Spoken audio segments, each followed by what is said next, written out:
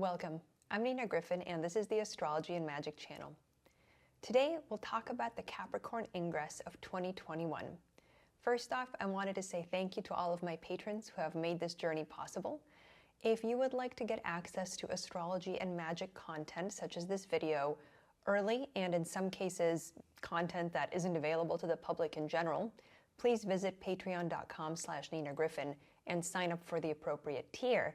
At the higher tiers, you can get access to my monthly magical elections document that helps you time the best talisman making opportunities for the coming month.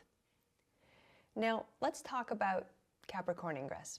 The Capricorn Ingress represents the moment of the entrance of the sun into the first second of the sign of Capricorn, which is the sign that inaugurates winter in the northern hemisphere and summer in the southern hemisphere. It is also the moment of the winter solstice. Now, this is the season before the astrological new year in March starts again, which is the first day of spring, and that's represented by the Aries Ingress. So the Capricorn Ingress, in other words, tells us what's going to happen during the 3 winter months that start with the winter solstice. It's an overview of the coming few months for a particular location, which is where the chart is set. We have to look at this in the context of the larger trends shown by the Aries Ingress chart from back in March 2021. You can look up that video on my channel as well. If you ever want to do this for yourself, you can cast this chart for the capital of the country that you want to investigate, but you can use it locally if you are looking at a large country. Now, the Aries Ingress of 2021 had Jupiter on the ascendant ruling the 10th house of government. This would indicate some kind of help from government or people in positions of power. Certainly, we've had a lot of very important social spending and infrastructure spending that started this year, that was voted on this year, that was really created under this Aries Ingress. Now, this could come from the president, but it really is from the government as a whole. Now, in this chart, you'll notice that Jupiter isn't super strong essentially. He is the participating triplicity ruler of Aquarius, so he has a little dignity. It's not that it's a completely weak Jupiter. So the help that we're getting is good, but not as excellent as it could be if, say, Jupiter was in one of his domiciles or in his exaltation. Now, you'll also notice that there's a very close trine between Mars and Gemini in the 4th house, as well as Saturn. Now, the reason Saturn is important in this chart is because Saturn rules the ascendant, and the ascendant in the Aries Ingress represents what's going on with the country as a whole, with the people, kind of the overall tenor and vibe. Certainly in an Ingress chart, the ascendant and the 1st house are going to be the most important points to examine. Now, Mars in the 4th house can represent hidden or subterranean aggression or conflict that is nonetheless very powerful due to Mars's angular placement in the 4th house. Mars in Gemini particularly represents verbal conflict, harmful gossip, and plotting. Calls to violence and harmful propaganda in media and social media could all be manifestations of a Mars in Gemini. Now, the moon separates from Saturn and applies to Jupiter, so this tells us that we're leaving difficulties behind, represented by that separating aspect, for a better and more hopeful future, represented by the applying aspect to Jupiter. Now, with Mars, though, because the moon conjoins Mars, it's a very seditious, very divisive moon that keeps the temperature boiling. Note that the moon is on Rigel at 16 degrees Gemini, which is the knee of the mighty hunter Orion. And William Lilly says that this star represents boldness, insolence, the desire to shed blood. He himself, or the individual or entity that has this placement, will be factious, meaning creating division and factionalism, and excite others and cherish them to commit such actions. He will provoke or pluck upon himself powerful enemies, and shall be tormented with many misfortunes. He ought to beware of saturnine men's deceits and snares laid purposely to entrap him. So it's both a violent star as well as one that particularly has to do with deceit and plotting. Now let's look at the Capricorn Ingress, because we have to look at this chart in comparison with some of those key factors that I just described in the larger Aries Ingress chart. That Aries Ingress is going to be kind of the background, the bedrock on which this Capricorn Ingress is built. You'll notice how similar this chart is in many ways to the Aries Ingress. Jupiter conjoins the ascendant again, echoing themes of the Aries Ingress, but there's an important difference, and see if you can spot it. This is that Jupiter is now the ascendant ruler as Pisces rises. In the Aries ingress, it was Aquarius that rose, so Saturn was the Aquarius ruler. So Jupiter in this chart is still not in Pisces. He's very close, about 1.5 degrees away. But nonetheless, he is still in Aquarius where he has dignity as a participating ruler of the triplicity. Nonetheless, it's much better to have Jupiter ruling the ascendant for a season than Saturn, and this is going to change the tenor of the upcoming season significantly. Of course, it would have been ideal if Jupiter was also in Pisces, but it's a change of tone from the Aries ingress, which was much more Saturnian, much more serious and restrictive. I think there was a lot more of a feeling of depression. I think now we're getting into a slightly lighter, slightly more optimistic mood, despite everything. Now let's talk about the moon in the Capricorn ingress. The moon is in Cancer, which is her own sign, on the 6th house cusp.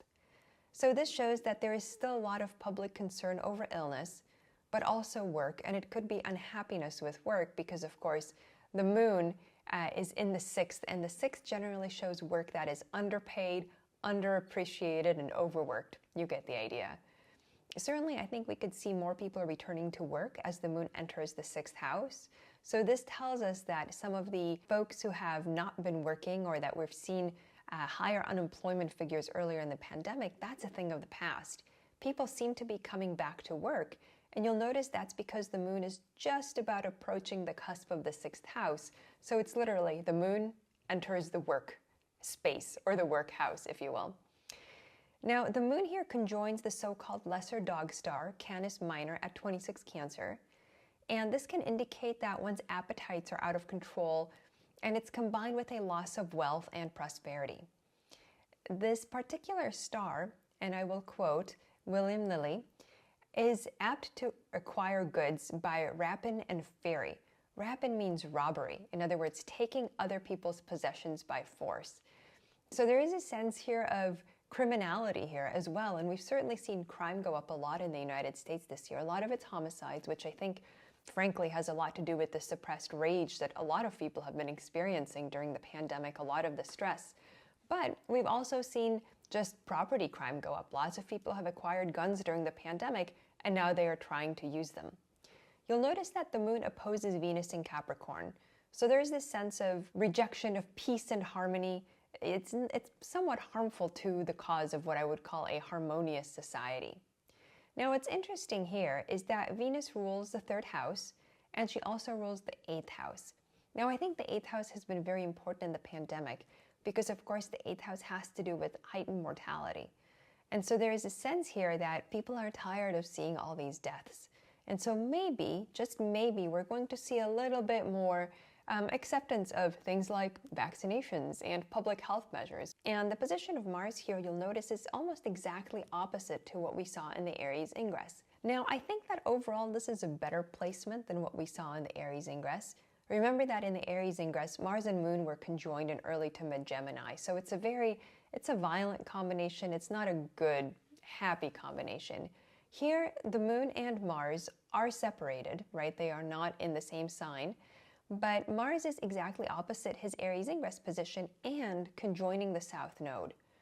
He is much less influential and much less listened to than he was in the Aries ingress. So you could kind of narrate a story from earlier this year to now where whatever Mars represents has become a lot less powerful. It's become a lot less influential, particularly when it comes to public discourse, right? Because that is one of the significations that Mars held in the Aries ingress. You'll also note that in this chart, in the Capricorn ingress, Mars is also cadent, and therefore he's less powerful here, not angular like in the Aries ingress. This could point to a foreign military power because it's the 9th house of foreign countries. However, because Mars is so ill-placed with that South Node, which indicates minimization, quite literally it can indicate falling down a hole, basically, this is going to be maybe some foreign military power who sort of shoots themselves in the foot, or who, even though they try to be belligerent, are unable to follow through on their threats.